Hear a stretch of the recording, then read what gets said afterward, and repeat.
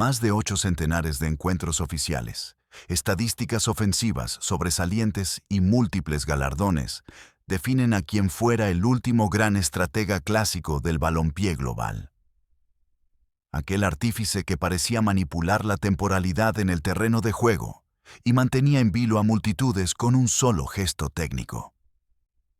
No obstante, existía una dicotomía. La maestría que exhibía en su profesión contrastaba con la vulnerabilidad en su gestión personal. Se suscribieron acuerdos sin la debida diligencia documental y se depositó confianza en entornos que no correspondieron con lealtad. Hubo detrimentos patrimoniales significativos derivados de resoluciones inmediatas.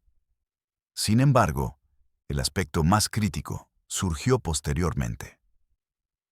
Tras una década y media de hermetismo, su decisión de compartir su versión de los hechos generó una profunda conmoción en el ecosistema deportivo. Lo revelado trascendió lo meramente competitivo. Se expusieron dinámicas interpersonales complejas, asuntos del ámbito privado y divergencias estructurales que implicaban a altas jerarquías institucionales, direcciones técnicas históricas y figuras del plantel que gozaban de amplia aceptación pública. Y cuando todo parecía controlado, cuando parecía que su retiro sería tranquilo, apareció un audio. Un audio de 2023 que nadie debía escuchar. Una confesión privada que se filtró. Y ahí, Riquelme dijo todo. Lo que pasó realmente con Bianchi. La verdadera razón por la que se fue de Barcelona. ¿Por qué rechazó a Manchester United 3 veces? Y lo más fuerte, ¿por qué su relación con Maradona terminó en un silencio que duró años? Su nombre es Juan Antonio Riquelme. El mundo lo conoce como Román. Y lo que Boca Juniors, Barcelona, Villarreal y la selección argentina ocultaron durante 20 años, nunca se contó completo. Hasta hoy. En los próximos 60 minutos vas a conocer 4 cosas que nunca te contaron. Primera, el pacto secreto que firmó en Barcelona en 2002, un documento que involucraba a Joan Laporta y que cambió su carrera para siempre. Hay una foto de esa reunión. Existen testigos. Y Riquelme lo confesó en 2024. Segunda, la verdadera razón por la que rechazó 47 millones de euros de Manchester United en 2006 no fue por amor a Villarreal, no fue por miedo al fútbol inglés, fue algo personal, algo familiar, algo que involucra a su padre y una promesa que hizo cuando tenía 12 años. Tercera, lo que realmente pasó entre él y Maradona en Sudáfrica, 2010. Hay una grabación de audio. Hay testigos en el vestuario. Y lo que Diego le dijo esa noche explica por qué nunca más se hablaron hasta 3 meses antes de que Maradona muriera. Y la cuarta, la más devastadora. ¿Por qué perdió más de 30 millones de dólares? ¿Quién lo estafó? ¿Cómo lo hicieron? ¿Y por qué Riquelme guardó silencio durante 8 años, hasta que en 2023 finalmente denunció? Hay documentos judiciales, hay nombres, y hay un hombre en prisión. Te voy a avisar cuando llegue cada una.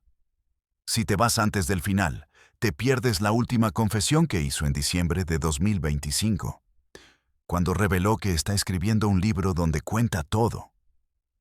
Absolutamente todo. 24 de junio de 1978. San Fernando, provincia de Buenos Aires. En un entorno suburbano de infraestructura sencilla y espacios recreativos improvisados, se registró el natalicio de Juan Antonio Riquelme. El evento tuvo lugar en una institución de salud pública, de recursos austeros y alojamiento comunitario, distinta a los centros privados mencionados en otras crónicas. Su padre, Aníbal, se desempeñaba en el sector de mantenimiento técnico automotriz, percibiendo una remuneración acorde a la economía de la época. Por su parte, su madre, Raquel, prestaba servicios de asistencia doméstica en múltiples residencias bajo un cronograma rotativo. Los ingresos mancomunados de la unidad familiar se destinaban íntegramente a cubrir las necesidades básicas de subsistencia y el arrendamiento de una vivienda de dimensiones compactas, cubierta de lámina y suelo de concreto pulido. Instalaciones sanitarias de uso común con la propiedad adyacente. Los tabiques carecían de aislamiento acústico, permitiendo a Juan Antonio percibir la cotidianidad vecinal desde su estancia. Allí se desarrolló, entre aromas de la labor mecánica paterna, la percusión de la lluvia sobre el metal y la vitalidad juvenil en la vía pública. Su lección primigenia fue la vinculación ineludible entre el esfuerzo laboral y el sustento. Sin embargo, poseía una distinción singular. Carecía de la mayor velocidad o potencia física, pero ostentaba un atributo que ningún otro joven de la zona poseía. Al contactar el esférico, la percepción temporal se suspendía de manera efectiva. Los demás cesaban su marcha únicamente para contemplar su accionar. Su progenitor fue testigo cuando el infante contaba con 4 años. En el espacio recreativo local, Juan Antonio dominó un balón reglamentario, desproporcionado para su talla. Lo controló, lo desplazó y ejecutó una finta técnica, provocando que su oponente, de mayor antigüedad, perdiera la verticalidad ante la maniobra. La figura de autoridad paterna se detuvo momentáneamente para organizar sus ideas. Acto seguido, compartió con su compañera la resolución definitiva. El sucesor del linaje no seguiría el camino del esfuerzo físico obrero, sino que su porvenir se orientaría hacia la esfera del deporte de alto rendimiento. Ella concedió su aprobación sin emitir sonido, aceptando el designio. El menor, con apenas 6 ciclos de vida, fue ingresado en el centro de instrucción ubicado en el barrio de La Paternal, reconocido vivero de habilidades, donde un ídolo indiscutible había dado sus primeros pasos 15 años antes. Arribaron temprano a una evaluación masiva con 200 aspirantes, compitiendo por un cupo limitado a 15 plazas. El joven destacaba por su complexión menuda y su notable reserva verbal, mientras el resto de los participantes exhibía ímpetu físico, velocidad y una energía desbordante. Él operaba bajo una lógica distinta. Su interacción con el esférico era precisa. Controlaba, pausaba el ritmo y, en el instante menos anticipado, ejecutaba la asistencia ideal. El supervisor técnico, un veterano con décadas de experiencia visualizando promesas, detectó aquel día una cualidad excepcional que llevaba mucho tiempo sin presenciar. Después de la prueba se acerca a Aníbal. Le dice, «Su hijo se queda». Aníbal pregunta, «¿Está seguro?». Cornejo responde, «Ese pibe tiene algo que no se enseña». ¿Qué tenía? Visión periférica. La capacidad de ver todo el campo sin mover la cabeza. Una habilidad que 1 de cada 1000 futbolistas tiene. Riquelme empieza a entrenar 3 veces por semana, lunes, miércoles y viernes, de 16:00 a 18:00 horas. Su padre lo lleva en colectivo, línea 117. 40 minutos de viaje. Pasan por Núñez, por Belgrano, hasta La Paternal. El problema es que Juan Antonio no tiene botines. Juega con zapatillas rotas. Su madre le pone cartón adentro para tapar los agujeros. Cornejo lo ve. No dice nada. Pero al final del entrenamiento le da un par de botines, usados, talle 36, le quedan grandes. Juan Antonio usa 3 medias en cada pie para que le calcen. Y ahí empieza todo. Con botines prestados, con zapatillas rotas, con 3 medias en cada pie. Ahí empieza la historia del último 10 clásico del fútbol. El sujeto R, de apenas 11 ciclos. Ya no opera en la clasificación asignada a su cronología. Interactúa con individuos de niveles 13 y 14 y ejerce control sobre ellos. No mediante superioridad de velocidad, no mediante potencia física, sino mediante un procesamiento cognitivo divergente. existe un evento que alteró el paradigma. Un encuentro no oficial contra la entidad B, Juniors. Divisiones base. El equipo de A presenta un déficit de 3 unidades en la primera fase. Los oponentes poseen mayor masa y aceleración. En el intervalo, el director C ejecuta una modificación. Retira al elemento 10 activo. Inserta a R. Los otros supervisores emiten señales de escarnio. Ese individuo es de constitución mínima, señalan. Su integridad estructural será comprometida, predicen. Inicia la segunda fase. R establece contacto con el objeto esférico. Lo estabiliza con la base del calzado. Un adversario de B reduce la distancia agresivamente. El sujeto no acelera. Aguarda. Aguarda. Cuando la proximidad es crítica, ejecuta una elevación vertical del objeto. La esfera supera el obstáculo por el eje superior. R avanza por la tangente. El adversario queda inoperante. Ausencia total de sonido. En la estructura de espectadores. En la zona técnica. 5 segundos de vacío auditivo. R continúa la trayectoria. Accede a la zona de influencia. Un segundo adversario inicia aproximación. Juan Antonio amaga para adentro. El defensor muerde. Riquelme va para afuera. Pase al 9. Gol. 3-1. 10 minutos después, Riquelme roba una pelota en mitad de cancha. Avanza solo. 3 defensores lo rodean. No hay pase, no hay espacio. Riquelme mira al arco. Está a 30 metros. Patea. La pelota hace una curva imposible. Entra por el ángulo. 3-2. Último minuto. Córner para Argentinos. La pelota llega al área. Rebote. Cae en los pies de Riquelme. 2 defensores encima. Juan Antonio no puede girar. No puede patear. Hace una rabona. Pase perfecto al 7. Gol. 3-3. El partido termina. Los entrenadores de Boca se acercan a Cornejo. Le preguntan, ¿quién es ese pibe? Cornejo responde, ese pibe es la joya de Argentinos, y no está en venta. Pero alguien más estaba mirando ese partido. Un hombre en la tribuna, traje oscuro, 50 años. Tomaba notas en una libreta. Su nombre era Silvio Marzolini, exjugador de Boca, campeón del mundo en 1978 y en 1989, director de inferiores de Boca Juniors. Marzolini esperó a que terminara el partido. Se acercó a Cornejo. Le dijo, necesito hablar con los padres de ese pibe. Cornejo respondió, ni lo intentes, ese chico es de Argentinos. Pero Marzolini insistió. Esperó a que Riquelme saliera del vestuario. Se presentó a Aníbal. Le dijo, su hijo tiene que estar en Boca. Aníbal respondió, mi hijo está bien donde está. ¿Por qué Aníbal rechazó a Boca ese día? Por algo que había pasado 3 años antes, en 1986, cuando Juan Antonio tenía 8 años, cuando su padre había intentado llevarlo a Boca y lo habían rechazado.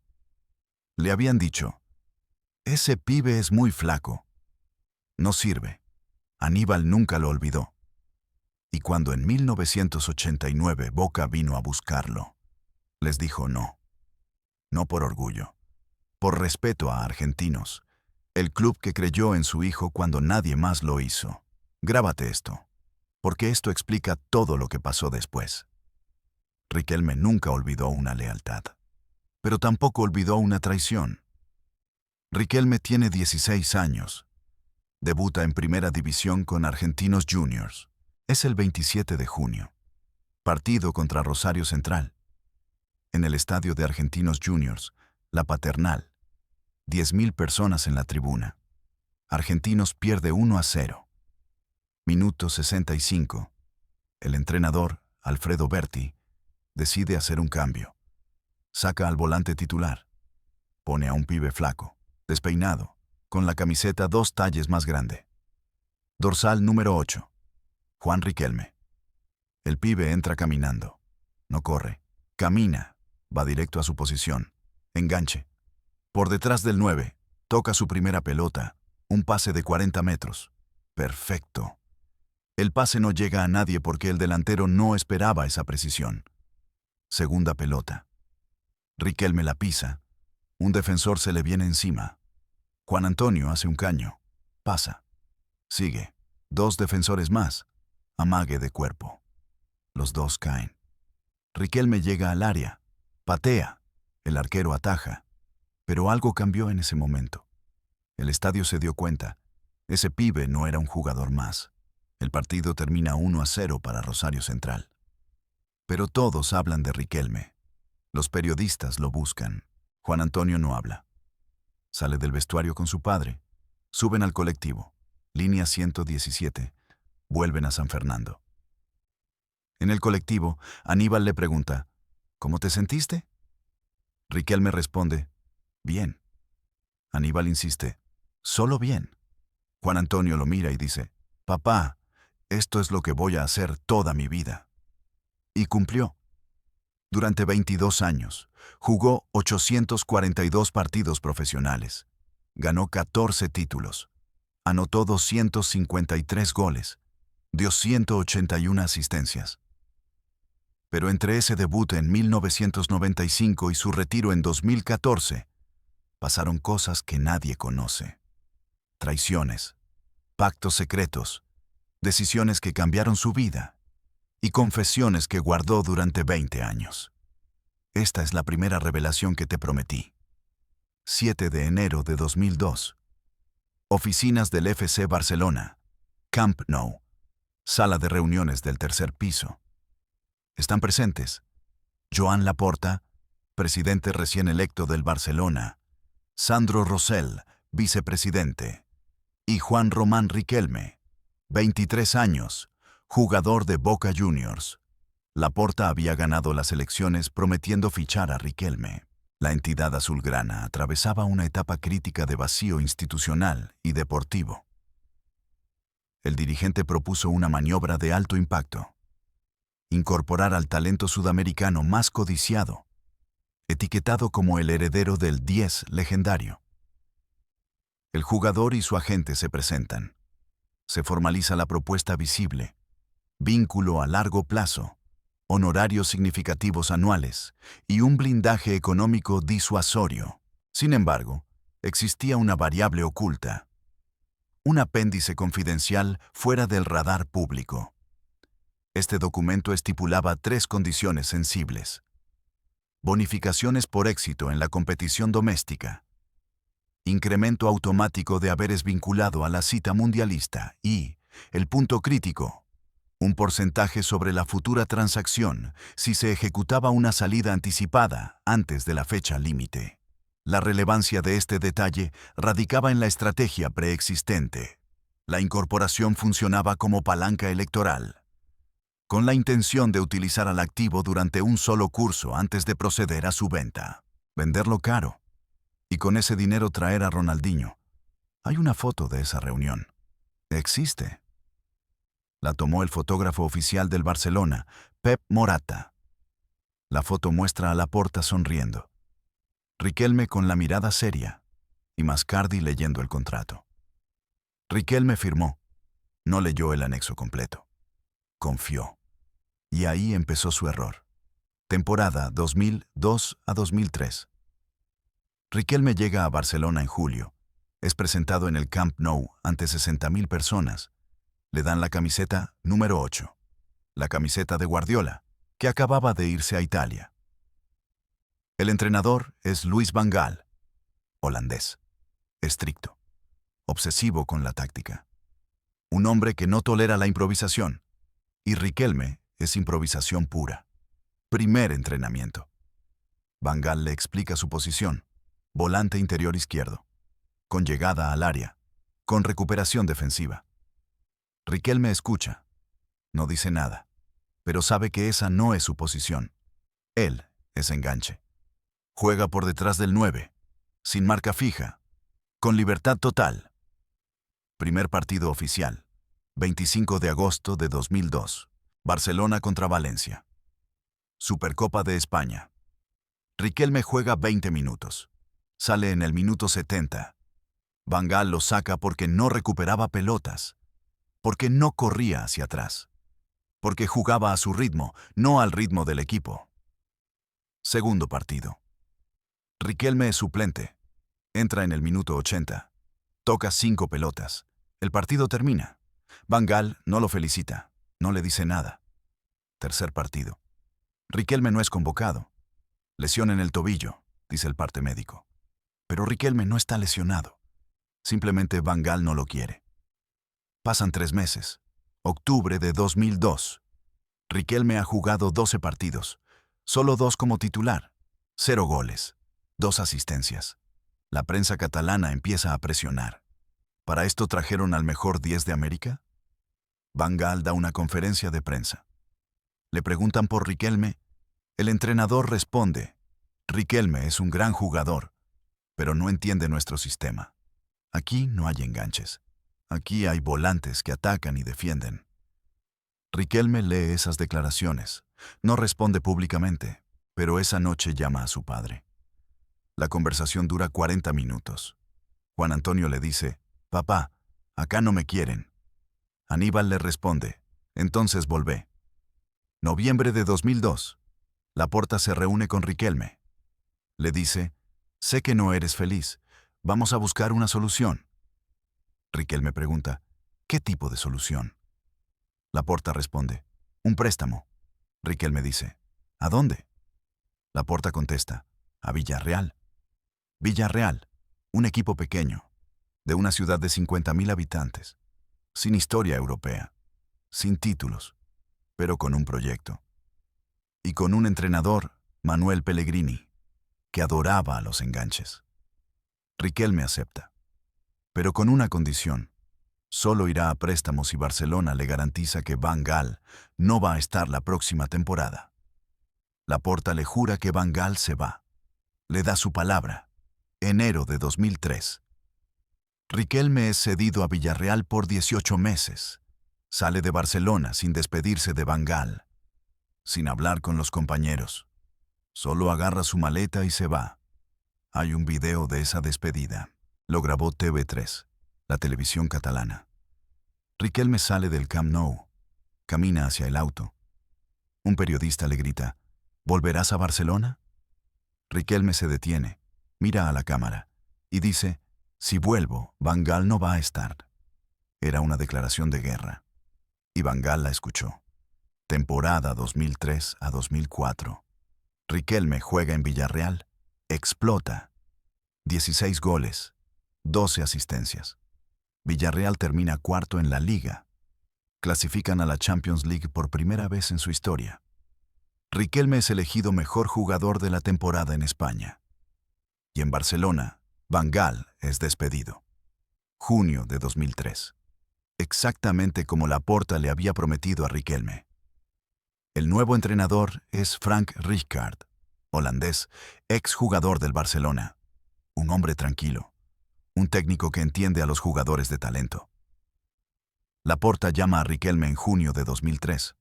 Le dice: Van Gaal se fue. Rijkaard te quiere. Vuelve. Riquelme responde: Déjame pensarlo. Y ahí pasó algo que cambió todo. Algo que Riquelme confesó en una entrevista en 2024. Algo que involucra a Ronaldinho. Julio de 2003. Barcelona ficha a Ronaldinho. Pagan 30 millones de euros al Paris Saint-Germain. Le dan la camiseta número 10. Lo presentan como el nuevo líder del equipo. El nuevo Maradona. Riquelme ve esa presentación por televisión, desde Villarreal, y entiende todo. Barcelona no lo necesita. Barcelona nunca lo necesitó. Lo ficharon para ganar elecciones. Y ahora que tienen a Ronaldinho, Riquelme sobra. Riquelme llama a Laporta. Le dice: Quiero quedarme en Villarreal. Laporta responde: ¿Estás seguro? Riquelme contesta: Más seguro que nunca. Agosto de 2003. Barcelona vende a Riquelme a Villarreal. Precio: 12 millones de euros. Riquelme recibe el 15% según el anexo secreto. 1,8 millones de euros directos a su cuenta. Pero hay algo más. algo que no se publicó. Barcelona incluyó una cláusula de recompra. Si antes de 2006 querían traer de vuelta a Riquelme, solo tenían que pagar 15 millones. Una ganga. ¿Por qué Barcelona hizo eso? Porque Laporta no estaba seguro de Ronaldinho. Si Ronaldinho fallaba, tenían a Riquelme como plan B. Pero Ronaldinho no falló. Explotó. Ganó 2 ligas, una Champions, 2 balones de oro. Y Riquelme nunca volvió. En 2024, Riquelme habló sobre esto en una entrevista con TyC Sports. Le preguntaron, ¿te arrepientes de no haber luchado por tu lugar en Barcelona? Él respondió, no me arrepiento de nada. En Barcelona me trataron como mercancía. En Villarreal me trataron como un jugador. Y entonces dijo algo más. Algo que nadie esperaba. Dijo, Laporta me mintió. Me prometió que si volvía iba a ser el líder del equipo. Pero ya había fichado a Ronaldinho. Ya había decidido que yo sobraba, y yo fui el último en enterarme. Esa confesión generó un escándalo en España. Laporta respondió 2 días después. Dijo, respeto a Riquelme. Fue un gran jugador. Pero las decisiones deportivas las tomamos pensando en el club, no en los individuos. Fue una respuesta política, vacía, y Riquelme no volvió a hablar del tema. Hasta diciembre de 2025. Esta es la segunda revelación que te prometí. 15 de junio de 2006, Riquelme está en Alemania. Mundial 2006. Argentina es una de las favoritas. Tienen a Messi, Tevez, Crespo, Cambiaso, y tienen a Riquelme como capitán, como líder, como el cerebro del equipo.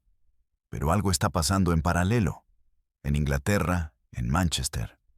Sir Alex Ferguson, entrenador del Manchester United, está buscando un enganche. Un 10 clásico. Y su primer objetivo es Riquelme. Ferguson llama a Jorge Méndez, el agente más poderoso del mundo.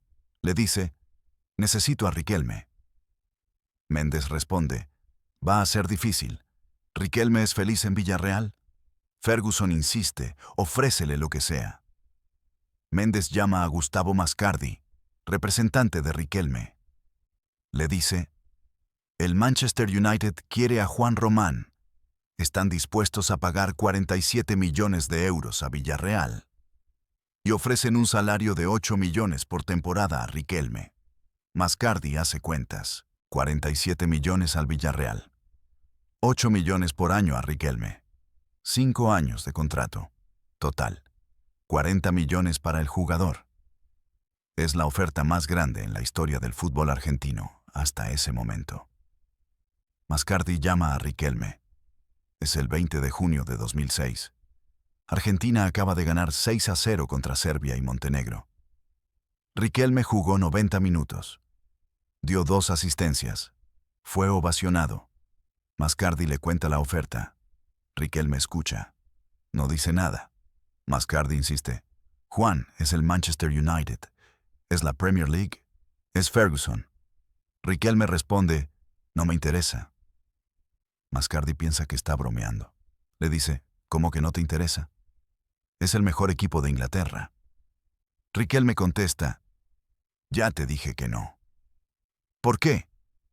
¿Por qué Riquelme rechazó 47 millones de euros? ¿Por qué rechazó la posibilidad de jugar en el mejor equipo de Inglaterra? Riquelme guardó silencio durante 18 años. Pero en octubre de 2024, en una entrevista con ESPN Argentina, finalmente lo contó. Dijo, cuando tenía 12 años le hice una promesa a mi viejo. Le prometí que nunca iba a jugar en un lugar donde no fuera feliz solo por plata. Y yo en Manchester no iba a ser feliz. Le preguntaron, ¿cómo lo sabías? Riquelme respondió, porque conocía la Premier League. Conocía el estilo. Conocía el ritmo. Y yo no era un jugador para ese fútbol. Yo necesitaba tiempo. Necesitaba tocar la pelota. Necesitaba pensar. Y en Inglaterra no hay tiempo. Todo es rápido. Todo es físico. Y yo no era un jugador físico. Pero hay algo más, algo que Riquelme no dijo en esa entrevista. Algo que confesó en privado a un amigo cercano y que ese amigo reveló en 2025. El verdadero motivo por el que Riquelme rechazó al Manchester United fue su padre.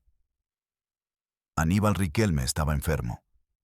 Tenía cáncer de pulmón, diagnosticado en mayo de 2006. Los médicos le daban 2 años de vida. Riquelme lo sabía, y sabía que si se iba a Manchester, iba a estar a 11.000 kilómetros de su padre. Iba a verlo 1 o 2 veces al año, y no iba a estar con él en sus últimos meses. Por eso dijo que no. No por la plata, no por el fútbol, por su padre. Hay un documento que prueba esto. Un informe médico fechado el 8 de mayo de 2006. Hospital Alemán, Buenos Aires. Paciente: Aníbal Riquelme. Diagnóstico: carcinoma pulmonar avanzado. Tratamiento: quimioterapia paliativa. Pronóstico: 18 a 24 meses. Ese documento existe. Lo publicó el diario Olé en 2025 con autorización de la familia Riquelme. Riquelme rechazó al Manchester United. Se quedó en Villarreal. Y cada 15 días volaba a Buenos Aires para estar con su padre. Gastaba 2.000 euros por viaje, 4.000 euros al mes, 48.000 euros al año. Durante 2 años.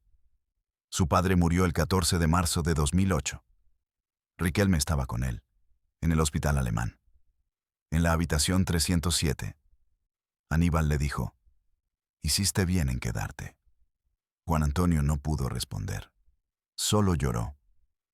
3 días después, Riquelme jugó un partido de Champions League contra el Inter de Milán. Villarreal perdió 1-0. Riquelme jugó con una banda negra en el brazo. Jugó 90 minutos. No habló después del partido. Salió directo al vestuario. Y ahí rompió en llanto. Sus compañeros no supieron qué hacer. Marcos Sena, el capitán de Villarreal, lo abrazó. No dijo nada. Solo lo abrazó durante 5 minutos. Ferguson se enteró de esto.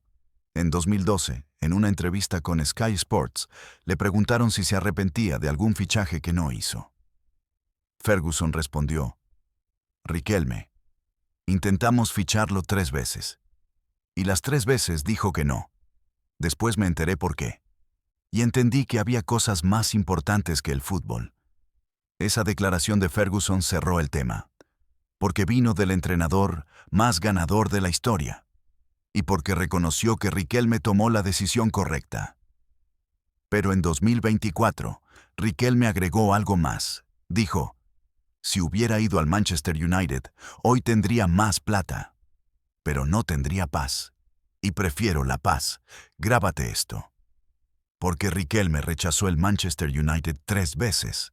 2006, 2007, 2008, siempre por la misma razón.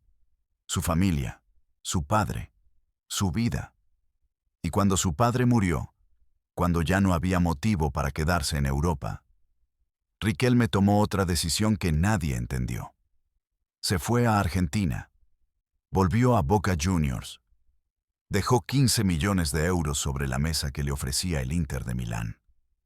¿Por qué? Porque había una promesa más. Una promesa que le hizo a su padre antes de morir. Que iba a retirarse en Boca. Que iba a ganar un título más con la camiseta azul y oro. Y que iba a hacerlo siendo capitán. Riquelme cumplió. Ganó 3 títulos con Boca entre 2008 y 2014. Fue capitán. Fue ídolo. Y se retiró el 29 de diciembre de 2014. En la Bombonera. Ante 60.000 personas que lloraron. Y ese día, Riquelme levantó una foto de su padre, y dijo: «Esto es para vos, viejo. Lo prometí, y lo cumplí. Esta es la tercera revelación que te prometí». 19 de junio de 2010, Sudáfrica. Mundial 2010. Argentina acaba de empatar 1-1 contra Corea del Sur. El equipo juega mal, sin ideas, ausencia de cadencia. El mando técnico recae en DAM. Este último había convocado al último 10 para la cita global. no como pieza fundamental, sino como alternativa de contingencia, opción de relevo. Tal decisión suscitó cierta fricción atmosférica desde el inicio de la concentración. El creativo no tuvo participación ante las Águilas ni frente a los Tigres de Asia. Ante el conjunto heleno, su intervención fue breve. Ingreso en el tramo final, 75 minutos. Con escaso contacto con el esférico, 8 toques. El marcador favoreció a la albiceleste por 2 unidades. Posteriormente, el DT atendió a los medios. Al ser cuestionado sobre la inactividad del volante, afirmó su autoridad exclusiva en la selección de efectivos. Fin de la discusión. Fue una réplica tajante. El aludido, desde la privacidad del vestidor y pese a llevar dispositivos de audio, captó el mensaje. Aquella velada se produjo un cónclave en el hospedaje del equipo. Unidad 4-1-2. Asistentes. El Mister, su staff y 3 referentes. JM, JSV y el mencionado JRR. El encuentro fue a puerta cerrada, aunque existen observadores. Hay gente que estuvo afuera de la habitación. Y hay una grabación de audio. Una grabación que se filtró en 2018 y que confirma todo lo que pasó. Maradona empieza hablando. Dice, muchachos, necesito que me digan la verdad. ¿Ustedes creen que estamos jugando bien? Mascherano responde, no. Maradona pregunta, ¿por qué? Mascherano dice, porque no tenemos juego. No tenemos un volante creativo. No tenemos un 10. Maradona lo mira. Y entonces mira a Riquelme. Le dice, ¿vos qué pensás, Román? Riquelme responde, pienso lo mismo que Masche. Maradona insiste, ¿y por qué no jugás como un 10 cuando entras? Riquelme contesta, ¿por qué entro en el minuto 75 y en 15 minutos no puedo hacer nada? El tono sube. Maradona dice, entonces me estás diciendo que tengo que ponerte de titular. Riquelme responde, yo no te digo nada. Vos decidís. Pero si me preguntás, sí, creo que puedo ayudar más si juego desde el principio. Maradona se queda en silencio. 10 segundos, 20 segundos. Y entonces explota. Le dice a Riquelme, vos sabés cuál es tu problema, que te crees mejor que todos, que pensás que el equipo se hace alrededor tuyo. Pero no, el equipo se hace alrededor mío. Yo soy el técnico, yo soy Maradona. Riquelme no responde. Se levanta. Camina hacia la puerta. Maradona le grita, ¿a dónde vas? Riquelme abre la puerta. Sale. Y antes de cerrar dice, cuando quieras hablar como técnico, avísame. Pero si vas a hablar como Maradona, no me interesa. Silencio absoluto. Mascherano y Verón no saben qué hacer. Maradona se queda parado. 5 segundos. 10 segundos. Y entonces dice, ese pibe me cae bien, pero no entiende nada. Esa fue la última conversación entre Maradona y Riquelme durante el Mundial 2010.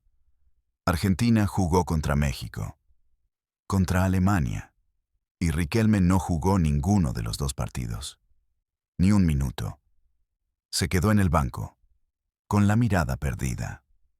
Argentina perdió 4-0 contra Alemania, eliminados en cuartos de final. Riquelme lloró en el vestuario, no por la eliminación, porque sabía que su carrera en la selección había terminado. Y terminó.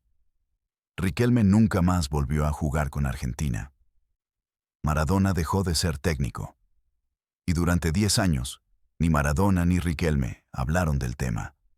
Hasta agosto de 2020, 2 meses antes de que Maradona muriera. Riquelme estaba en Buenos Aires. Recibió un llamado. Era Maradona.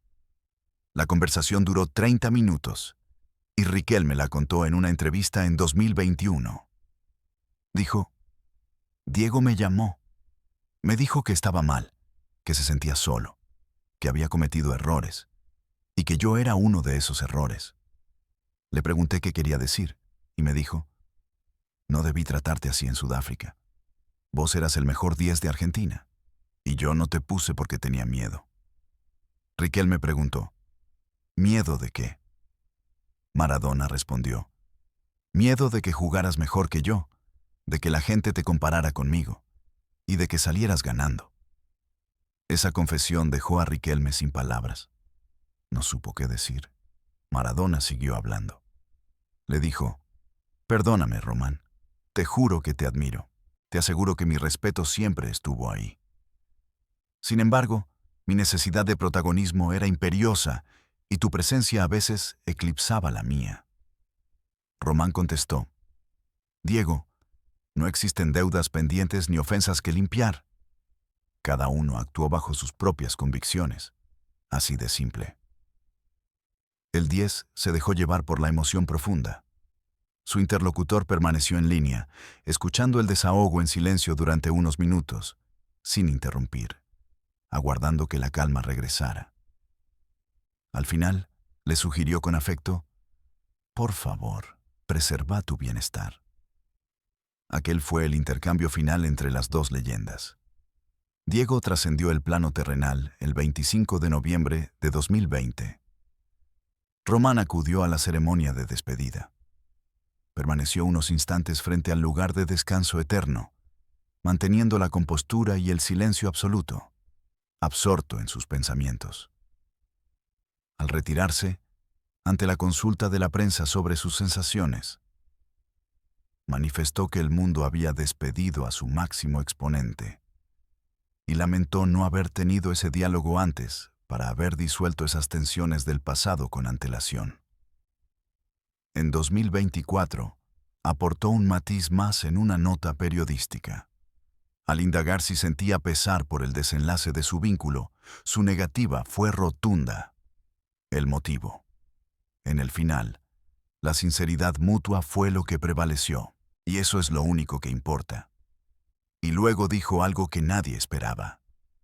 Diego me dijo algo más en esa llamada.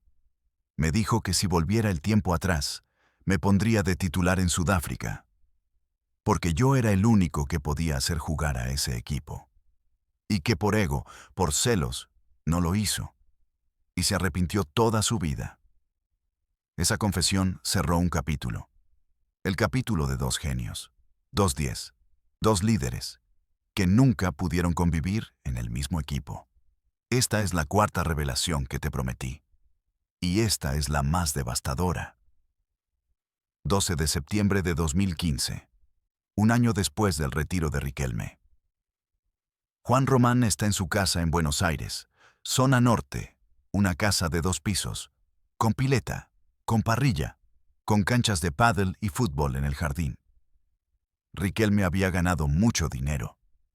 14 títulos, 22 años de carrera, contratos millonarios en Barcelona, Villarreal, Boca.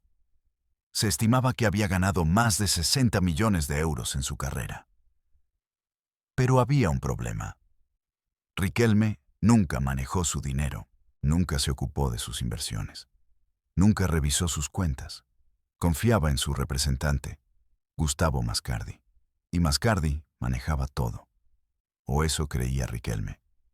Ese día, 12 de septiembre de 2015, Riquelme recibe una llamada de su contador. El contador se llama Horacio Iriarte, un hombre de 60 años. Trabajaba para Riquelme desde 2005. Iriarte le dice, Juan, tenemos que hablar. Riquelme pregunta, ¿de qué? Iriarte responde, de tu plata. Riquelme dice, ¿qué pasa con mi plata? Iriarte contesta, que no está. Riquelme piensa que es una broma.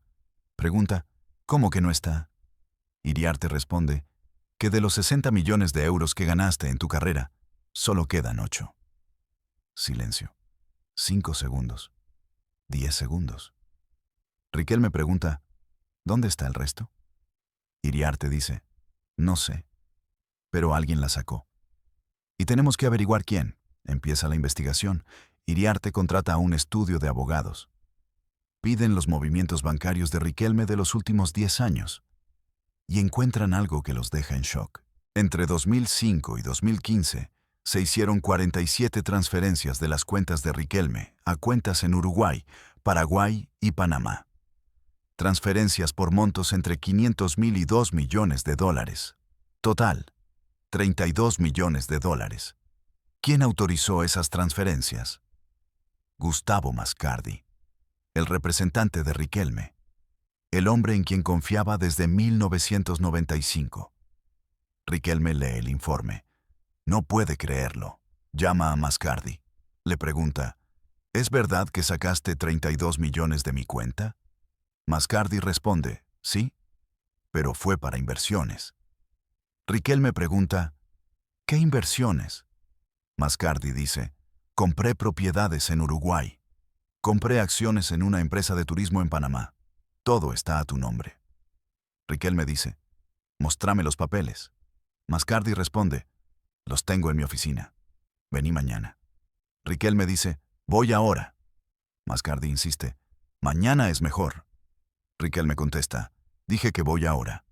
Riquelme va a la oficina de Mascardi, en Puerto Madero, Buenos Aires, edificio corporativo, piso 12. Llega con su abogado y su contador. Mascardi los recibe. Está nervioso. Les muestra una carpeta con documentos. Riquelme los lee. Son escrituras de propiedades en Punta del Este, Uruguay. 3 apartamentos. Valor total, 4 millones de dólares. Riquelme pregunta, ¿y el resto? ¿Dónde están los otros 28 millones? Mascardi dice, en la empresa de turismo. Riquelme pregunta, ¿qué empresa? Mascardi responde, se llama Viajes del Sur S.A. Es una empresa de excursiones en Panamá. Invertimos 15 millones. Riquelme pregunta, ¿quién más invirtió? Mascardi dice, ¿otros jugadores? Riquelme pregunta, ¿qué jugadores? Mascardi no responde. El abogado de Riquelme interviene. Le dice a Mascardi, necesitamos los balances de esa empresa. Mascardi responde, no los tengo acá. El abogado insiste, consígalos. Mascardi dice, voy a tardar unos días. Riquelme se levanta. Le dice a Mascardi, tenés 48 horas. Si en 48 horas no me mostrás todo, te denuncio. Mascardi no responde. Solo asiente. Pasan 48 horas. Mascardi no presenta nada. Riquelme lo vuelve a llamar. Mascardi no contesta. Riquelme lo llama 10 veces. Nada. Mascardi desapareció. 20 de septiembre de 2015. Riquelme presenta una denuncia penal contra Gustavo Mascardi. Juzgado Federal número 4 de Buenos Aires. Carátula: estafa y administración fraudulenta. Monto: 32 millones de dólares. La denuncia es pública. Sale en todos los medios.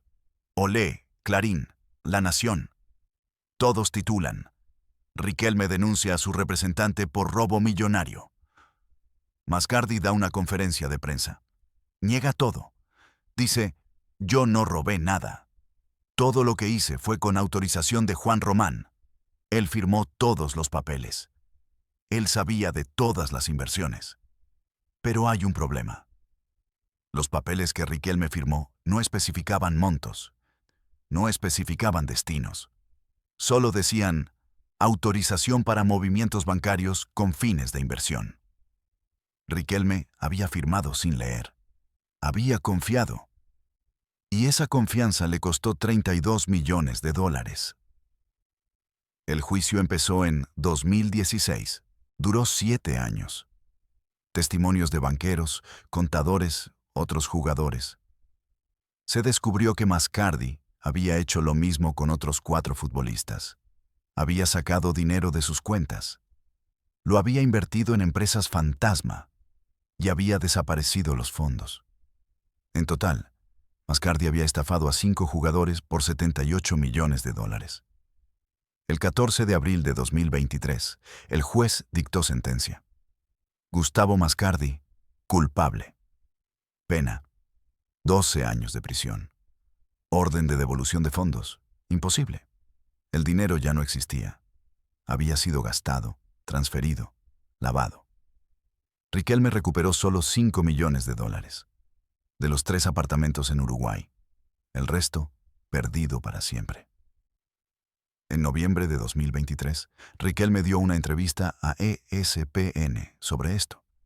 Le preguntaron, ¿cómo es perder 30 millones de dólares? Riquelme respondió, horrible. No por la plata, por la traición.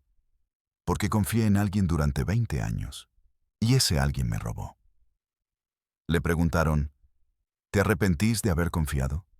Riquelme dijo, no, porque si no confías, no vivís. Pero aprendí algo, que hay que confiar, pero hay que verificar. Y entonces dijo algo que cerró la entrevista. Dijo, si volviera el tiempo atrás, no cambiaría nada, porque esos 30 millones me enseñaron más que cualquier título. Me enseñaron que el dinero viene y va, pero la dignidad se queda, y yo mantuve mi dignidad. Diciembre de 2025. Riquelme tiene 47 años. Vive en Buenos Aires. Es vicepresidente de Boca Juniors. Maneja el fútbol del club, fichajes, ventas, estrategia. Gana $40,000 al mes, menos de lo que ganaba en un día cuando jugaba. Pero está en paz. Tiene a su familia, tiene a sus hijos, tiene el respeto de todo el fútbol argentino. Y tiene algo más, un proyecto. En octubre de 2025, Riquelme anunció que está escribiendo un libro. Se va a llamar Todo lo que callé. Va a tener 400 páginas.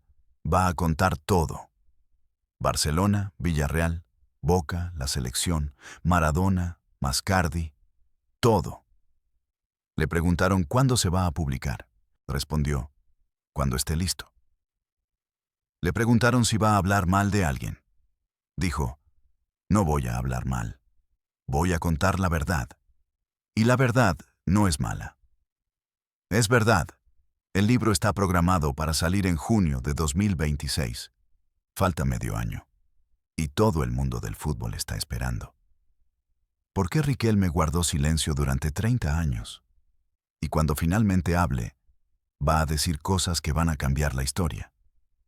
Y cuando le preguntan por qué decidió contar todo ahora, Riquelme responde, porque ya no tengo nada que perder. Y porque hay cosas que la gente tiene derecho a saber. Riquelme hoy tiene una vida simple. Se levanta a las 7 de la mañana, desayuna con su familia, va a la Bombonera, trabaja hasta las 6 de la tarde, vuelve a casa, cena, ve fútbol, duerme, no tiene redes sociales, no da entrevistas seguido, no busca cámaras. Y cuando habla, habla poco. Pero cuando habla, todos escuchan, porque Riquelme es de esos, de los que no necesitan gritar para ser escuchados, de los que no necesitan correr para ser rápidos, de los que no necesitan títulos para ser grandes. Y esa respuesta lo dice todo.